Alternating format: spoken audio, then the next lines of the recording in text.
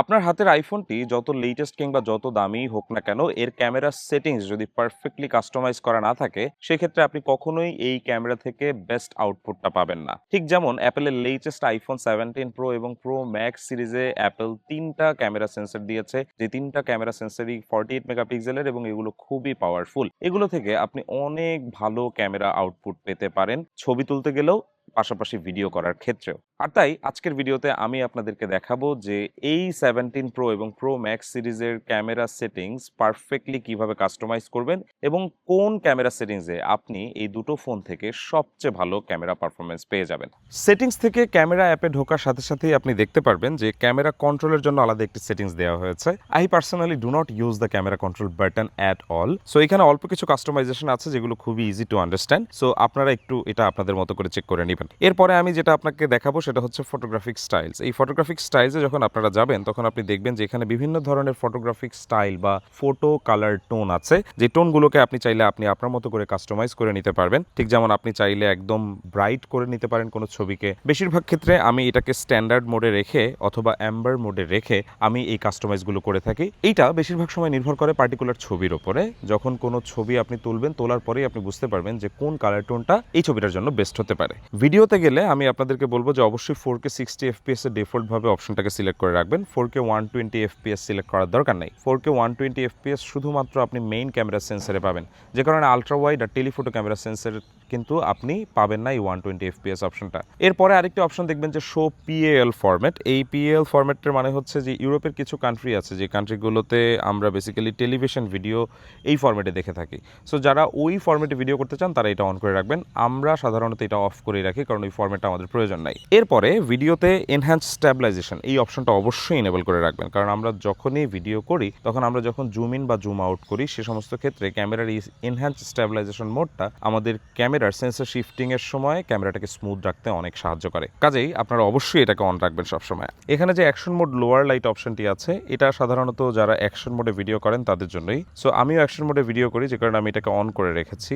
এটার কারণ হচ্ছে যে যখন আপনি কোনো ব্রাইট সিন শ্যুট করবেন তখন দেখা গেছে যে এই ভিডিওটা স্ট্যাবিলাইজেশন অপটিমাইজ করার জন্য সেই লেস ব্রাইট সিনগুলোকে অপটিমাইজ করে রাখবে। এরপরে আমরা দেখতে পাচ্ছি হচ্ছে HDR ভিডিও মোড, যেখানে আমরা যদি হাই এফিসিয়েন্সি ভিডিও করতে চাই সে সমস্ত ক্ষেত্রে আমাদেরকে এই মোডটা অন করে রাখতে হবে। এই মোডটা যদি আপনি অন করে রাখেন তাহলে আপনি যখন 10 bit dynamic range video shoot করবেন ডলবি ভিশন, সেটা আপনি 120 FPS পর্যন্ত ভিডিও শ্যুট করতে পারবেন এবং সিনেমেটিক মোড রেকর্ড করার সময় কিন্তু আপনি 10 বিটে হাই ডায়নামিক রেঞ্জ সহ এই ভিডিওটা শুট করতে পারবেন। এরপরে যখন আপনি অটো FPS মোডে যাবেন তখন আপনি অবশ্যই 30 এবং 60 FPS সিলেক্ট করে রাখবেন। এটা কখনোই 30 FPS এ রাখবেন না, সবসময় রাখবেন 30 এবং 60 FPS এ।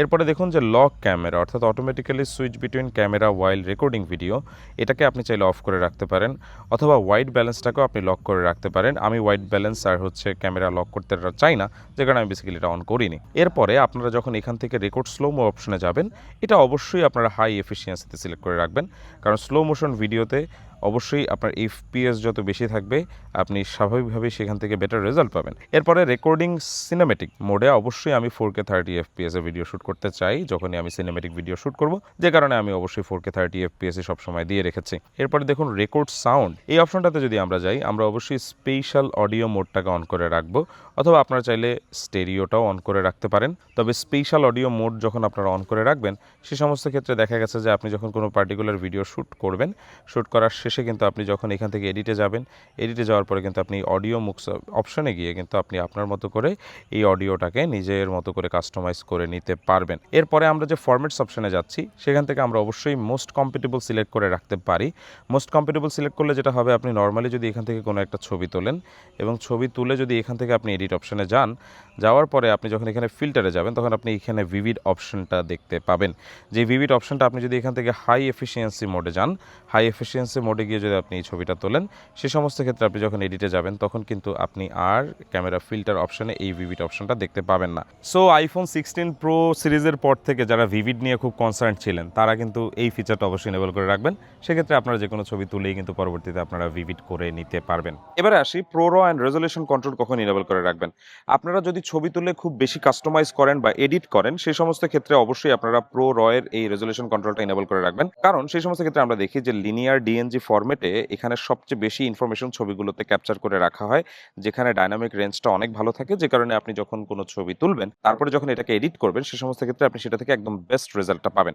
আর এই কারণে অবশ্যই আপনি অলওয়েজ প্রো র ফরম্যাটে গিয়ে জেপিইজি লসলেস মোস্ট কম্পেটেবল এটা সিলেক্ট করে রাখবেন। আপনারা জানেন যে আইফোন 15 প্রো এর পর থেকে কিন্তু প্রো সিরিজের ফোনগুলোতে লগে ভিডিও শুট করা যায়। সো এই লগ মোডে যখনই আপনারা যাবেন দেখবেন যে এখানে বলা হচ্ছে যে ProRes 4K 60 FPS or higher is only supported when recording to external storage devices. So যখনই আপনি ভিডিও শুট করবেন অ্যাপল প্রোরেজে তখন অবশ্যই আপনাকে এক্সটার্নাল একটি এইচডিডি বা এসএসডি ব্যবহার করে নিতে হবে। আর এখানে যে প্রিজার্ভ সেটিংস অপশনটা দেখতে পাচ্ছেন, এখানে প্রত্যেকটা সেটিংস আপনি যদি ইনেবল করে রাখেন তাহলে প্রত্যেকটা মোডে ক্যামেরা যখন আপনি ক্যান্সেল করবেন তখন এই সেটিংসগুলো প্রিজার্ভ করা থাকবে। যেমন আপনি যদি ফটোগ্রাফিক স্টাইল একটা পার্টিকুলার সিলেক্ট করে একটা ছবি তোলেন, এরপর যখন আপনি ক্যামেরা ক্যান্সেল করে বা লক করে আবার পকেটে রাখবেন, সেই সমস্ত ক্ষেত্রে আপনি যখন ক্যামেরা আবার অন করবেন তখন কিন্তু সেই একই সেটিংসে এই ক্যামেরাটা আপনি ওপেন করে রাখতে পারবেন। এরপরে যদি আপনারা দেখেন যে use volume up for burst picture, এটা যদি আপনারা চান, যেমন আমরা যদি এটা অন করি, অন করে যদি আমরা এখানে চাপ দিই এবং ক্যামেরা যদি আমরা এই ভলিউম আপ বাটনটা আমরা যদি চেপে ধরে রাখি তাহলে কিন্তু আমরা দেখতে পাচ্ছি যে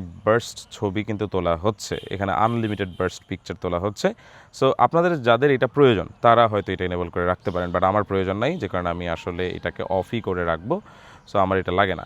পাশাপাশি আপনারা যারা ক্যামেরা দিয়ে কিন্তু কিউআর কোড স্ক্যান করেন অনেক সময়, সেটা যদি আপনারা করতে চান তাহলে এটা অন করে রাখতে পারেন। এবং আপনার যখন কোনো ছবি তুলবেন সেখানে যদি কোনো টেক্সট আপনি ডিটেক্ট করতে চান, চাইলে এটা এনেবল করে রাখলে কিন্তু অটোমেটিক্যালি আপনি ক্যামেরা ধরলে সেই টেক্সটটা অটোমেটিক ডিটেক্ট হবে। পাশাপাশি যে গ্রিড অপশনটা আছে এটা আমার খুবই প্রয়োজন, কারণ আপনি যদি গ্রিড অপশন অফ করে রাখেন সেই সমস্ত ক্ষেত্রে আপনি ক্যামেরায় গেলে কিন্তু এখানে কোনো গ্রিড পাবেন না, যে কারণে ছবি তুলতে গেলে অনেক সময় আমরা আসলে বুঝতে পারি না যে কোন অ্যাঙ্গেলে ভালো ছবি উঠবে। যে কারণে গ্রিড থাকলে কিন্তু আমরা বুঝতে পারি যে এই 6টা বা 9টা সেকশনের মধ্যে কোন জায়গায় আমি আমার সাবজেক্টটাকে রাখলে ছবিটা সবচেয়ে বেটার আসে। এর পাশাপাশি আমরা যদি লেভেল অপশনটা অফ করে রাখি সে সমস্ত ক্ষেত্রে দেখেন যে এখানে কিন্তু কোনো লেভেল নাই, অর্থাৎ আপনি বুঝতে পারবেন না যে আপনি ক্যামেরাটাকে সোজা ধরেছেন না বাঁকা ধরেছেন। সো যারা একটু ক্যামেরা বাঁকা ধরার অভ্যাস আছে তাদের জন্য আমি বলবো যে এইভাবে লেভেল অপশনটা যদি আপনি অন করে রাখেন সেক্ষেত্রে আপনি বুঝতে পারবেন যে আপনি কি ফ্রেমটা ভূমির সাথে সমান্তরাল ধরেছেন নাকি ধরেননি। এর পাশাপাশি আপনারা যারা ফ্রন্ট ক্যামেরা চান যে মিরর হোক তারা কিন্তু চাইলে এটা অন করে রাখতে পারেন, তবে আমি সাধারণত মিরর ফ্রন্ট ক্যামেরা চাই না, আমি এই কারণে এটা অফ করে রাখছি।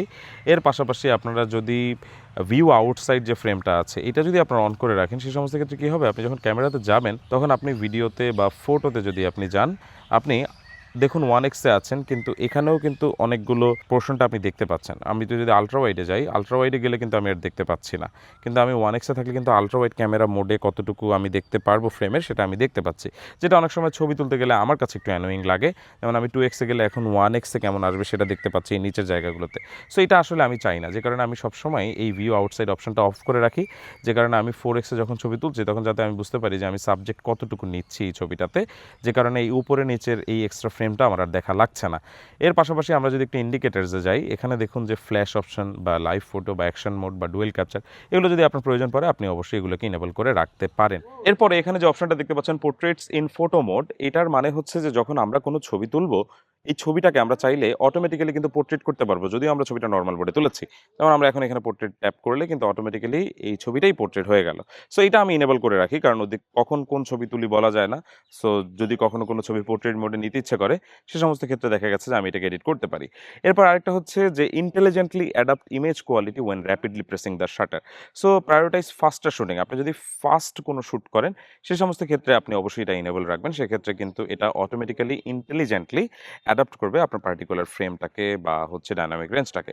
এরপরে লেন্স কারেকশনের যে ব্যাপারটা আছে, যে যখন আমরা কোনো ছবি তুলি তখন লেন্সের কিছু ডিস্টরশন থাকে, যেই ডিস্টরশনগুলো আলট্রা ওয়াইড ক্যামেরাতে থাকতে পারে বা ফ্রন্ট ক্যামেরাতে থাকতে পারে, যাতে করে আমরা সবসময় বেটার ছবি তুলতে পারি। এখান থেকে আরেকটা অপশন আছে এখানে ম্যাক্রো কন্ট্রোল, আপনারা যারা ম্যাক্রো ছবি তুলতে চান তারা এখান থেকে ম্যাক্রো কন্ট্রোল ইনেবল করে রাখতে পারেন। তবে এটা আমার কাছে খুবই অ্যানোয়িং লাগে, যে কারণে আমি আসলে ম্যাক্রো তোলার সময় এটা অন করে রাখি, ম্যাক্রো তোলা ছাড়া নর্মালি আমি এটাকে অফ করে রাখি।